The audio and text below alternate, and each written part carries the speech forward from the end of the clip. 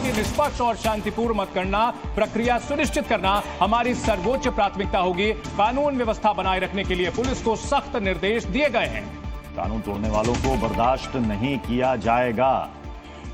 यानी कि हर तरफ कोई भी स्टेट हो, वहां के प्रशासन हो, यही कहा जा रहा है कि कहीं भी कुछ भी अगर गड़बड़ी होगी तो सख्त कार्रवाई की जाएगी। हमने देखा था कि चुनाव आयोग के पास बीजेपी का डेलीगेशन और कांग्रेस का डेलीगेशन जाकर मिला था। बीजेपी ने कहा था कि काउंटिंग सेंटर्स पर प्रोटोकॉल का, नियमों का पूरा पालन होना चाहिए। राजकिशोर जी हमारे साथ बने हुए। राजकिशोर जी, अगर बॉडी लैंग्वेज की बात की जाए तो काफी कुछ जो है बयां कर देता है बॉडी लैंग्वेज।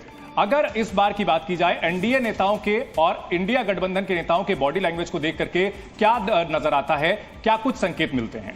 नहीं, देखिए, वो तो चुनाव शुरू होने से पहले ही प्रधानमंत्री नरेंद्र मोदी और जो उनकी कैबिनेट है, जो उनके करीबी लोग हैं, पूरी पार्टी बहुत मुतमईन दिखाई पड़ी थी। वो निश्चित तौर पर जब पहले चरण का चुनाव हुआ उसके बाद कुछ सरगर्मी बढ़ी, लेकिन जैसे जैसे चुनाव खत्म हुआ भारतीय जनता पार्टी फिर से आश्वस्त दिखाई पड़ रही थी।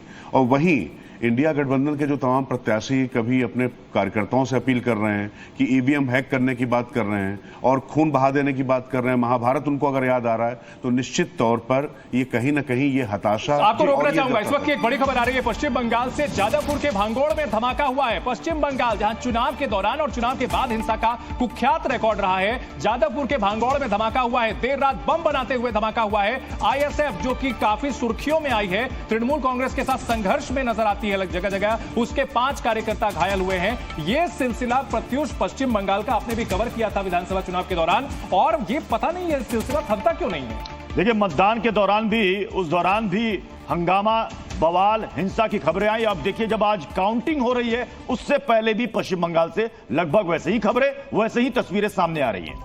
और ये तस्वीरें देखिए, देसी बम बनाया जा रहा था और इसी दौरान ब्लास्ट हुआ है। और पश्चिम बंगाल की मुख्यमंत्री ममता बनर्जी का वो बयान मुझे याद आता है, जब वो ये कहती थी कि चॉकलेट बम भी फूटता है तो केंद्रीय एजेंसियां यहां पहुंच जाती हैं। ये चॉकलेट बम नहीं है, ये क्रूड बम है। ये दहशत फैलाते हैं, लोगों की जान लेते हैं। और एक बार फिर से पश्चिम बंगाल में आईएसएफ के कार्यकर्ता बम बनाते हुए घायल हुए हैं क्योंकि उसमें ब्लास्ट हुआ है।